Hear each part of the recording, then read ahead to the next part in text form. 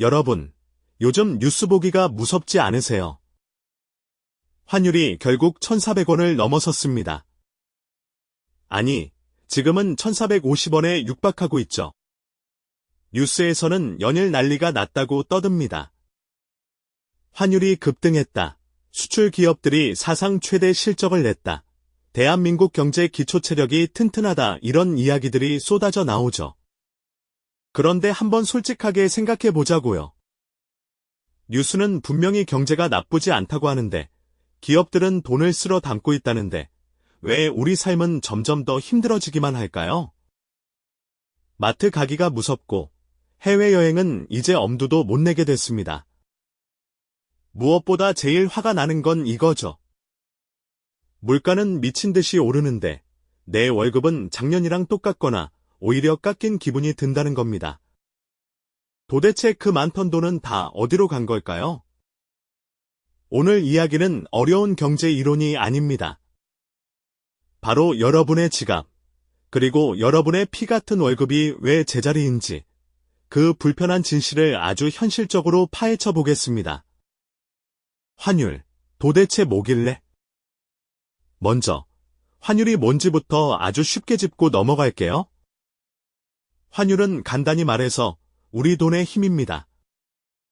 1달러에 1,200원이던 게 1,450원이 됐다는 건 예전에는 1,200원만 주면 살 수 있던 1달러를 이제는 250원이나 더 얹어줘야 살 수 있다는 뜻이죠. 약 20% 넘게 우리 돈의 가치가 뚝 떨어진 겁니다. 이걸 가장 피부로 느끼는 게 해외여행이나 직구잖아요? 예전에는 100달러짜리 물건 살 때 12만 원이면 됐는데 이제는 14만 5천 원이 듭니다. 똑같은 물건인데 앉은 자리에서 2만 5천 원을 더 손해보는 거죠. 그것도 환율만 따졌을 때고 실제로는 물류비며 관세며 다 올라서 훨씬 더 비싸게 느껴집니다. 대체 왜 환율이 이렇게 오르는 걸까? 이유는 여러 가지지만 핵심은 금리입니다. 2024년 하반기까지 미국이 높은 금리를 유지하면서 전 세계 돈들이 다 미국으로 몰려갔어요. 한국은행에 맡기면 2.5% 이자 주는데 미국은 5% 넘게 주네. 이러니까 당연히 돈이 미국으로 가는 거죠. 돈이 몰리니까 달러 몸값이 천정부지로 솟는 겁니다.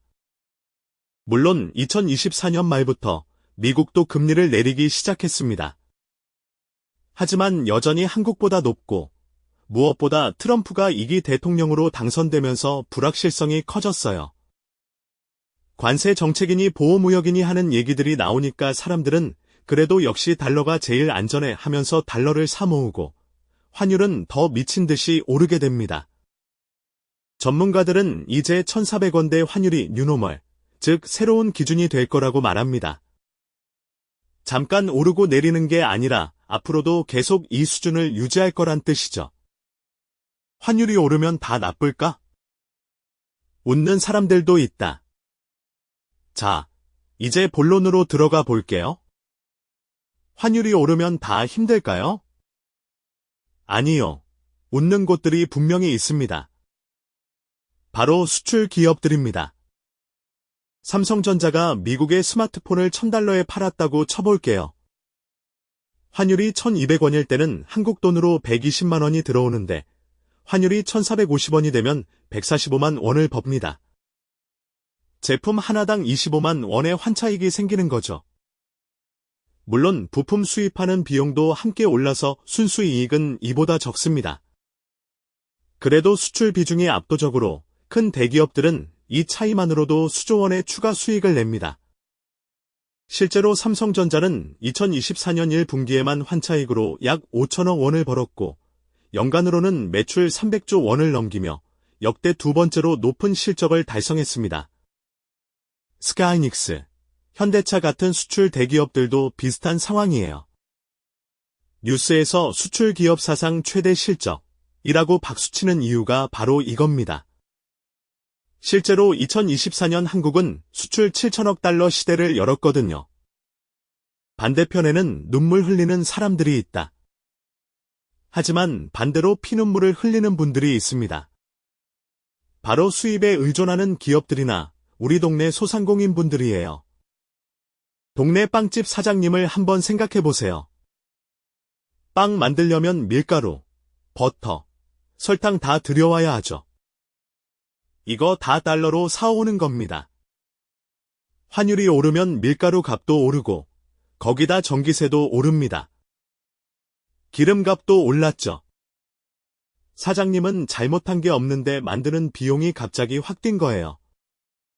빵값을 올리자니 손님이 끊길 것 같고 안 올리자니 팔 때마다 적자고. 결국 그 부담은 어떻게든 빵값을 올려서 우리 같은 소비자에게 돌아오거나 견디다 못한 사장님이 문을 닫게 만들죠. 통계를 보면 더 참담합니다. 2024년에 폐업 신고를 한 사업자가 처음으로 100만 명을 넘었어요. 폐업률이 9%를 넘었다는 건 10군데 가게 중 1군데가 문을 닫았다는 뜻입니다. 원자재 가격 상승, 임대료 인상, 인건비 부담, 이 모든 게 환율과 연결되어 있습니다. 그래서 내 월급은 왜 안 오르는데? 자, 여기서 이제 우리가 진짜 궁금한 질문을 던져야 합니다. 기업들이 환율 덕분에 수조 원씩 벌었다면서 그 돈 다 어디 갔어? 왜 내 월급은 안 올려줘? 회사가 환율 덕분에 100억 원을 더 벌었다고 가정해 볼게요.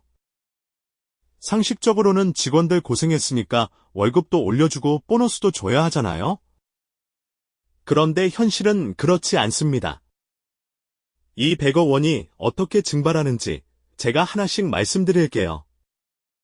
첫 번째, 원자재 비용의 부메랑입니다. 아까 빵집 예시 기억하시죠? 대기업도 똑같습니다. 제품 만드는 데 들어가는 기름값, 부품값, 원자재 값이 환율 때문에 같이 올랐어요. 앞에서 환차익으로 벌었는데 뒤로는 재료비 내느라 상당 부분이 나가는 겁니다. 두 번째, 기업의 우선순위 문제입니다. 회사가 돈이 남으면 제일 먼저 어디에 쓸까요? 슬프게도 직원 월급은 늘 뒷순위입니다. 회사는 미래가 불안하니까 공장을 새로 짓거나 기계를 사는데 돈을 쏟아붓습니다. 아니면 빚 갚는 데 쓰거나 주주들한테 배당금 주는 게 먼저죠. 실제로 재벌 대기업들의 사내요보금이 2023년 기준 1,527조 원에 달한다는 통계가 있습니다. 쌓아둔 돈만 1,000조 원이 넘는다는 거죠. 그러고 나서 남는 게 없으니 올해는 대외 여건이 어려워서 임금 인상폭이 제한적이다 라는 말이 나오는 겁니다. 사실 2024년 임금 인상률이 평균 3.5%였다고 합니다. 2023년 2.2%보다는 올랐죠. 하지만 여기에 함정이 있습니다. 세 번째, 이게 제일 무서운 건데 바로 보이지 않는 약탈입니다. 여러분 연봉이 5천만 원에서 3.5% 올라서 5,175만 원이 됐다고 칩시다. 175만 원 올랐으니 좋은 거 아니냐고요? 아닙니다. 환율 때문에 수입 물가가 다 올랐잖아요. 작년에 1만 원 하던 점심값이 1만 2천 원이 됐고 기름값도 올랐고 마트 물가도 올랐습니다. 통계를 보면 2024년 물가 상승률이 2.4%였어요. 그런데 여기에 환율 효과까지 더하면 실제 체감 물가는 훨씬 더 올랐죠. 결국 내 월급은 명목상으로는 3.5% 올랐지만 물가는 그보다 빠르게 올라서 실질적으로 살 수 있는 물건의 양은 오히려 줄어든 겁니다. 회사는 월급을 올려줬다고 생각하지만 실제로는 환율과 물가가 여러분의 실질 구매력을 몰래 훔쳐가고 있는 거나 다름없습니다. 한국은행 통계를 보면 2021년 이후 4년 연속 실질임금 상승률이 생산성 증가율을 밑돌고 있습니다.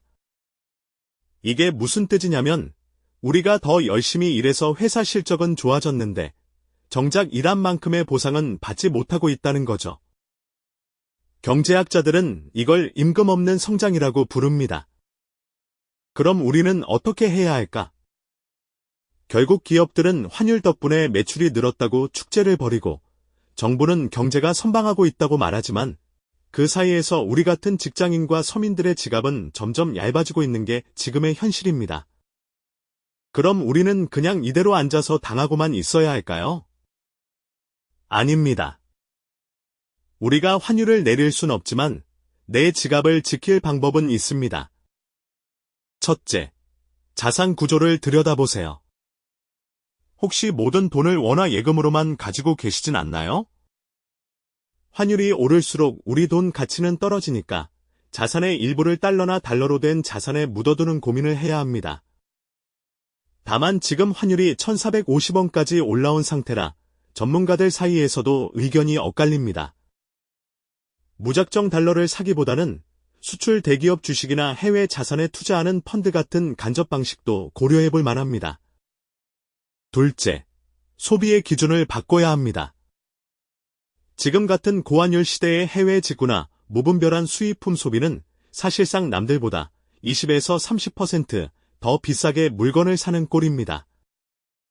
환율이 진정될 때까지는 소비의 우선순위를 냉정하게 조정할 필요가 있습니다. 해외여행도 마찬가지고요. 셋째, 가장 중요한 건 경제의 흐름을 놓치지 않는 겁니다. 환율이 오르네, 나랑 상관없겠지가 아니라 환율이 오르니까 내 월급의 가치가 이만큼 떨어지겠구나. 그럼 나는 어떻게 대응해야 할까? 라고 계속 질문하셔야 합니다. 아는 만큼 지킬 수 있습니다. 마치며 환율은 단순히 뉴스에 밑자막에 나오는 숫자가 아닙니다.